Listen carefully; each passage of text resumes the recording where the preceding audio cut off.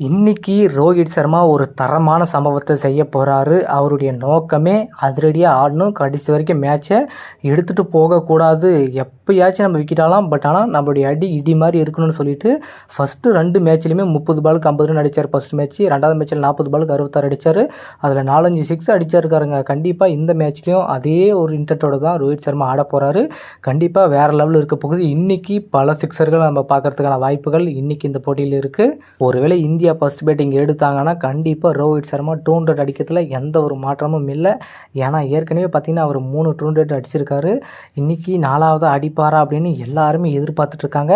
அவர் அடித்த 200 எல்லாமே சர மாதிரியே சிக்ஸ் அடிச்சதாங்க ஃபினிஷிங் பண்ணியிருக்காரு. ஆனால் இந்த போட்டியிலும் இன்றைக்கி ஸ்ரீலங்கா பவுலர்களை கதற விட போகிறாரா, இல்லை ஸ்ரீலங்கா இந்தியா பேட்ஸ்மேன்களை கதற விட போகிறாங்களா அப்படின்னு தான் தெரியல. ஏன்னா முக்கியமாக இந்தியா அதிகமாக பேட்ஸ்மேன் அவுட் ஆகிறது எல்பிடபிள்யூ தாங்க. ஏன் அப்படி எல்பிடபிள்யூ அவுட் வராங்க, அப்படி என்ன வீக்னஸ்ஸு, அப்படி பவுலர்ஸ் எந்த மாதிரியான ட்ரிக்ஸ் யூஸ் பண்ணுறாங்க அப்படின்றது தான் தெரியல. கண்டிப்பாக இந்தியா இன்றைக்கி நடக்க போகிற போட்டியில் டாஸை வின் பண்ணாங்கன்னா கண்டிப்பாக பேட்டிங் எடுக்க போகிறாங்க. இன்றைக்கி ஒரு தரமான அடியை கொடுக்க போகிறாரு ரோஹித் சர்மா. இன்றைக்கி சிக்ஸர் மலையே பார்க்க போகிறோம். சிக்ஸர்கள் எப்படி பறக்க போகுது, எந்தெந்த திசையில் பறக்க போகுது அப்படின்றத நம்ம வெயிட் பண்ணுறது தான் நம்மளுடைய வேலை.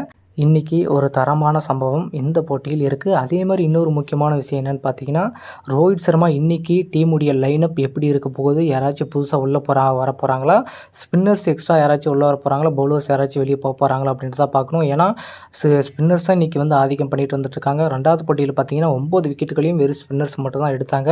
ஸோ அதே மாதிரி கண்டிப்பாக இன்றைக்கி இந்தியா நிறைய சேஞ்சஸ் இருப்பதற்கான வாய்ப்புகள் இருக்குது. கண்டிப்பாக நிறைய பேர் வெளியே போகிறதுக்கான வாய்ப்புகளும் இருக்குதுன்னு நினைக்கிறேன். கண்டிப்பாக மாற்றுவாங்கன்னு நினைக்கிறேன். ரோஹித் சர்மா அந்த பிளான் தான் வச்சுருப்பாரு. கம்பீரும் நிறைய டிஸ்கஸ் பண்ணியிருப்பாங்க. யாரெல்லாம் ஒஸ்ட்டாக ஆடுறாங்களோ அவங்களெல்லாம் தூக்கி வெளியே உட்கார வச்சுட்டு கண்டிப்பாக வேறு ஆப்பர்ச்சுனிட்டின்றது அதர் பிளேயர்ஸ்க்கு கொடுப்பதற்கான வாய்ப்புகள் இருக்குது.